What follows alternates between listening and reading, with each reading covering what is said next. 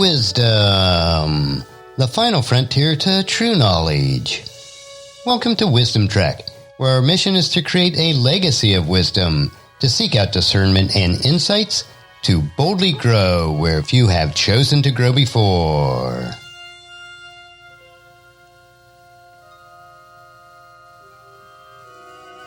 Hello, my friend. I am Guthrie Chamberlain, your captain on our journey to increase wisdom and create a living legacy. Thank you for joining us today as we explore wisdom on our second millennium of podcast. This is day 1476 of our trek, and it is Worldview Wednesday. Creating a biblical worldview is essential to have a proper perspective on today's current events. To establish a biblical worldview, you must have a proper understanding of God and His Word. This week on our Worldview Wednesday episodes, we will continue with our study based on a course I recently completed, taught by Dr. Michael S. Heiser. Our study is titled Sons and Daughters of God, the Believer's Identity, Calling, and Destiny. Throughout this multi-week course, we will demonstrate that in the Old Testament, sons of God and holy ones refer to supernatural beings whose Father is God and who work with God to carry out His will, and that this divine family was present before humanity.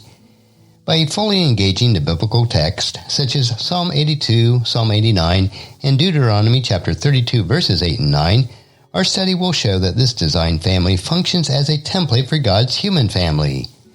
God desires of human, as His imagers, to participate in His counsel. This study addresses issues such as polytheism, the nature of little g gods, and the uniqueness of Yahweh. Within this study, we will apply insight to the New Testament text, which shows how the metaphor for being in God's family informs our sense of identity and mission as believers. So today's topics will be None Beside Me and the Only Begotten Son. Segment 18, None Beside Me, Part 3. Today we're looking at incomparability claims of cities.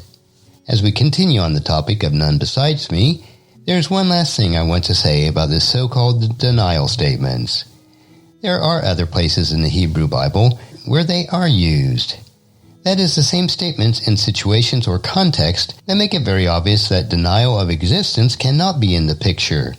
For instance, in Isaiah chapter 47 verses 1, 8, and 10, and Zephaniah chapter 2 verses 13 and 15, in these passages respectively, the city of Babylon in the Isaiah reference and the city of Nineveh in the Zephaniah reference both claim, that is, they both say, "There's none beside me." Now, are we really going to believe that Babylon and Nineveh respectively actually thought or wanted to think, or the writer wanted us to think, that there was no other city than Babylon in existence? There was no other city than Nineveh in existence in the time of Zephaniah? Well, of course not. That would be absurd. There are hundreds and thousands of other cities in existence at the time. The point of the phrase, "there is none beside me," is very clearly a claim of incomparability. Babylon is boasting, "There's nobody as good as me. There is nobody like me. No city measures up." For the Assyrians, that's how they thought about Nineveh. Nineveh is the best. Nineveh is incomparable. So let's summarize this thought about none beside me. We have used the same phrases used in the context where, very obviously, the denial of existence cannot work in any coherent way. That is how we need to think about the denial phrases. When they are used in passages that seem to, on the one hand, deny the existence of other Elohim, but then you have all these other passages, and sometimes even in the same passages saying, no, the Elohim are real, they are dangerous, they need to be dealt with, they are hostile to God, God is greater than them. We can't on the one hand affirm that they don't exist, and then have these other ideas, God's incomparability to them, God's greatness, because there is no way that can mean anything. The only way to do that is to say, yes, they are real. The biblical writers thought they were real, and relatively speaking, they were nothing compared to the God of Israel. Now let's move on to segment 19 and think about Jesus as the only begotten Son. As we start to think about this, the remaining question is, what do we do with Jesus? If you remember back a few weeks, we listed the questions that extend from all of these sons of God's language in the Old Testament, and we asked, how do we align what the New Testament says about Jesus to all these Old Testament material. What we meant there was, in particular, New Testament verses like John 3:16, we have Jesus described as the only begotten Son. But now we've got all these Old Testament materials with lots of sons of God in the picture. How do we bring these two things together? Is there a contradiction? What are we to do here? And it boils down to the meaning of a Greek word monogenes. And the key here is to think correctly about monogenes. That's a Greek term, the one that gets translated only begotten in verses like John 3:16. For God so loved the world that he gave his only begotten Son, monogenes. So what do we do with that, and why bring it up? Scholars used to think well into the 19th century, even spilling into the 20th century, that monogenes was a combination of two Greek words, monos, meaning only, and geneo, the verb to beget, to have children.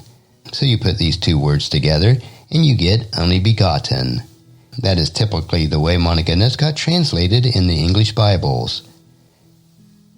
More recent discoveries, though, in the Greek language and really in Greek literature widely that matched and aligned itself very well with biblical material revealed that there was a mistaken notion. Monogenes was not from monos and geneo. It was from monos, which means again only, and gene, which means kind. So monogenes really means one of a kind or unique. It actually clears the matter up pretty well this way. We have to keep in mind that Jesus was the Yahweh incarnate. We can have Jesus being the monogenes Son of God, the unique Son of God, and still have other sons of God, other divine beings in the Old Testament, and they can be in this picture. There is something that made Jesus unique. What was that? Well, he is God incarnate. He is Yahweh. The other sons of God, which we've talked about in length in previous weeks, are not Yahweh. They are lesser. Let's look at an Old Testament situation which also deals with monogenes. And this is Isaac, but he's not the only begotten. So there's really not a contradiction or a problem here. It's really deriving from the English translation that the confusion comes about. Now the real proof of this is in Hebrews chapter 11 verse 17. In that verse we have Isaac, Abraham's son, referred to as monogenes. Now here's the question. Was Isaac Abraham's only son that he gave birth to?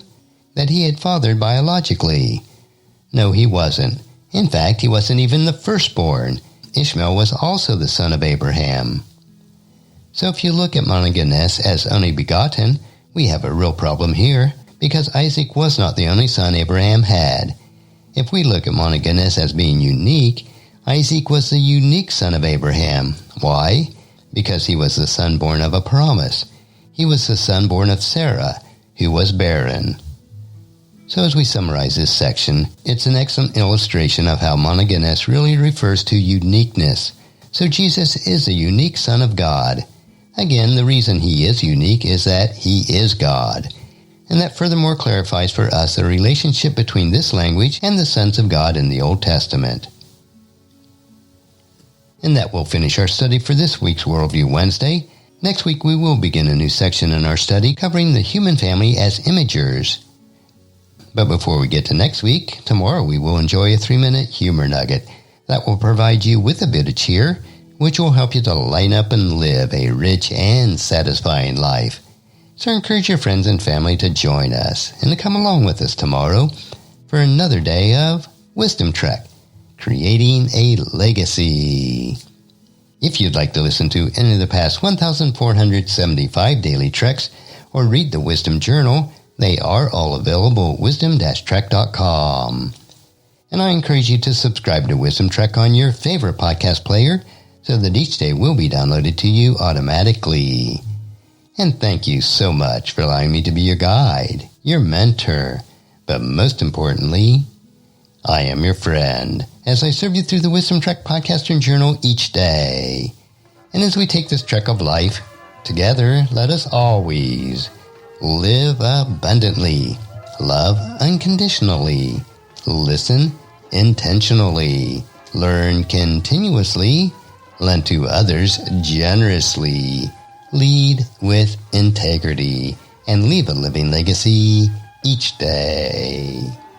I am Guthrie Chamberlain, reminding you to keep moving forward, enjoy your journey, and create a great day every day. See you tomorrow.